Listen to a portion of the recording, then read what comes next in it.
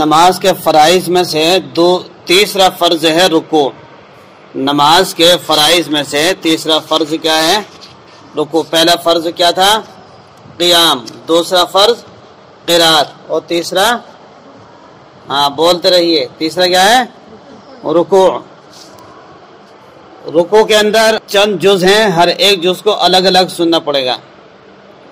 ایک تکبیر تحریمہ کے علاوہ کسی جگہ ہاتھ نہ اٹھائے.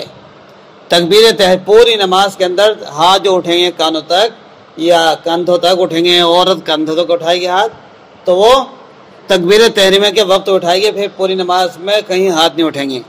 عن عبداللہ رضی اللہ عنہ عن النبی صلی اللہ علیہ وسلم انه كان يرفع يديه في اول تکبیرۃ ثم لا يعود. حضرت عبداللہ بن مسعود رضی اللہ عنہ نبی پاک صلی اللہ علیہ وسلم کے متعلق روایت کرتے ہیں کہ آپ صلی اللہ علیہ وسلم صرف پہلے تکبیر یعنی تکبیر تحریمہ کے وقت ہاتھ اٹھاتے تھے، پھر نہیں اٹھاتے تھے. محدث علامہ نموی رحمۃ اللہ علیہ پوری تحقیق کے بعد بیان کیا ہے کہ حضرات خلفائے راشدین رضوان اللہ تعالی علیہ مجمعین سے ابتدائی نماز کے علاوہ کسی جگہ رفع یدین ثابت نہیں ہے. بعض لوگ رکوع میں جائیں گے جب کانوں تک ہاتھ اٹھائیں گے، رکوع سے اٹھیں گے کانوں تک ہاتھ اٹھائیں گے، سجدے میں جائیں گے کانوں تک ہاتھ اٹھا کے جائیں گے. تو یہ نہیں، صرف پہلی ایک ہی مرتبہ میں ہاتھ اٹھائیں گے. استاد المحدثین حضرت امام مالک رحمۃ اللہ علیہ اہل مدینہ میں سے ہیں، جن کا سن 93 ہجری میں انتقال ہوا. وہ فرماتے ہیں لا اعرف رفع الیدین فی شیء من تکبیر الصلاۃ لا فی خفض ولا فی رفع الا فی افتتاح الصلاۃ يرفع يديه خفيفا والمرأة في ذلك بمنزلة الرجل. میں نماز کی ابتدا کے علاوہ کسی جگہ رفع یدین جانتا ہی نہیں، نہ جھکتے وقت اور نہ اٹھتے وقت، اور عورت بھی اس بارے میں مرد ہی کی طرح ہے، رفع یدین نہیں کرے گی. بعض لوگ رفع یدین کے اوپر جھگڑا کر لیتے ہیں کہ رفع یدین ضروری ہے ہر تکبیر کے وقت، تو رفع یدین نہیں ہے. رکوع میں جاتے ہوئے تکبیر کہے، جب قرات مکمل ہو جائے تو تکبیر کہے، اللہ اکبر کہہ کر رکوع میں جائے. عن ابی سلمۃ بن عبد الرحمن ان ابا ہریرہ رضی اللہ عنہ كان يكبر في كل صلاة من المكتوبة وغيرها في رمضان وغيرها فيكبر حين يقوم ثم يكبر حين يركع. بخاری شریف کی روایت ہے، حضرت ابو سلمہ بن عبد الرحمن فرماتے ہیں کہ حضرت ابو ہریرہ رضی اللہ تعالیٰ عنہ تکبیر کہتے تھے ہر نماز میں، فرض ہو یا نفل، رمضان ہو یا غیر رمضان. چنانچہ تکبیر تحریمہ کہتے اس وقت جب وہ کھڑے ہو رہے ہوں، پھر تکبیر کہتے جب وہ رکوع میں جا رہے ہوں. رکوع میں سمٹی ہوئی رہے، جب رکوع کرے اپنا آپ کو خوب سمیٹ لے، جیسے کہ ٹھنڈ کے اندر آدمی سکڑتا ہے، ایسی رکوع اپنے پورے بدن کو بھیج کر سمٹ کر رکوع کرے. عن ابن جریج عن عطاء قال تجتمع المرأة اذا ركعت. حضرت ابن جریج سے روایت ہے، حضرت عطا تابعی رحمۃ اللہ علیہ نے فرمایا جب عورت رکوع کرے تو سمٹی اور دبی ہوئی رہے. رکوع میں سبحان ربی العظیم 3 بار پڑھے. عن حذیفہ رضی اللہ عنہ انه صلى مع النبي صلی اللہ علیہ وسلم فكان يقول في ركوعه سبحان ربی العظیم. حضرت حذیفہ سے روایت ہے کہ انہوں نے نبی پاک کے صلی اللہ علیہ وسلم کے ساتھ نماز پڑھی تو انہوں نے دیکھا کہ آپ اپنے رکوع میں سبحان ربی العظیم پڑھا کرتے تھے.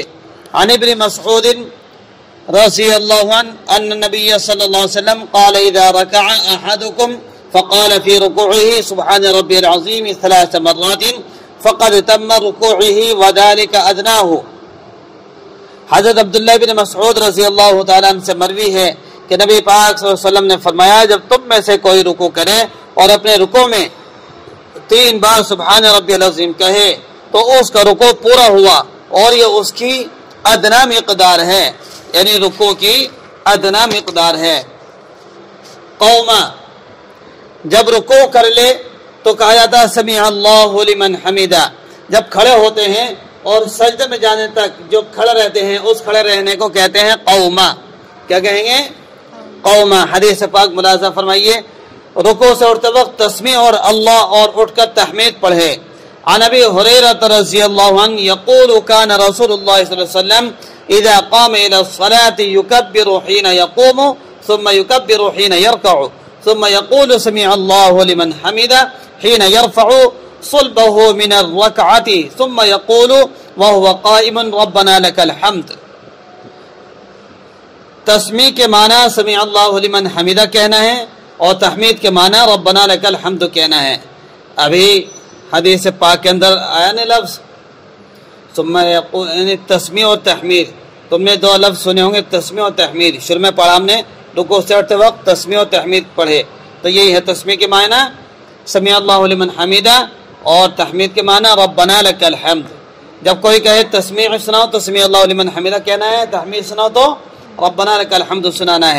حضرت ابو ہریرہ رضی اللہ تعالیٰ عنہ فرماتے ہیں کہ حضرت رسول اللہ صلی اللہ علیہ وسلم نماز کے لیے کھڑے ہوتے تو تکبیر کہتے،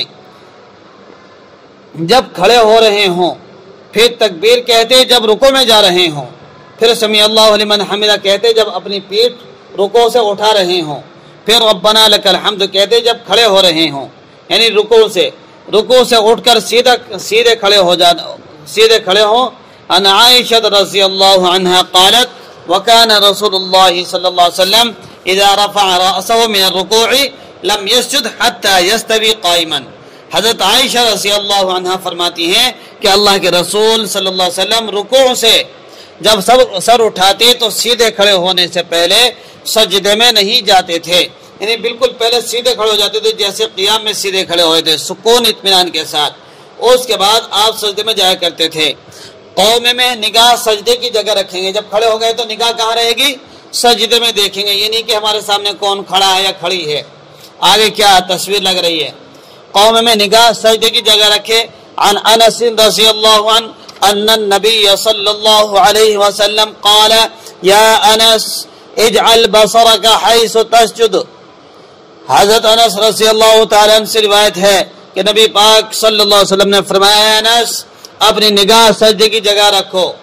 جماعت کی نماز میں تخفیف کا حکم ہے، اس لیے قوم میں طویل دعا نہیں پڑھی جاتی، لیکن عورتیں اکیلی نماز پڑھتی ہیں اور اکیلی نماز پڑھنے والوں کے لیے اپنی انفرادی فرض و سنت اور نفل نمازوں میں اس موقع پر حدیث میں آئی ہوئی دیگر دعائیں بھی پڑھنا درست ہے، جیسے ربنا ولک الحمد حمدا کثیرا طیبا مبارکا فی. بعض دعا میں لکھا ہوا آتا ہے ربنا لک الحمد، واو نہیں ہوتا، بعض میں ولک الحمد ہے. اللہم ربنا لک الحمد ملء السماوات وملء الارض وملء ما شئت من شیء بعد. یہ دعا پڑھ لے، یہ دعا یاد کر لینا اور کل سنانا. یہ ہمارے یہاں تک قوموں ہو گیا. اب اس کے بعد ہم سجدے میں جائیں گے. ان اللہ معنا.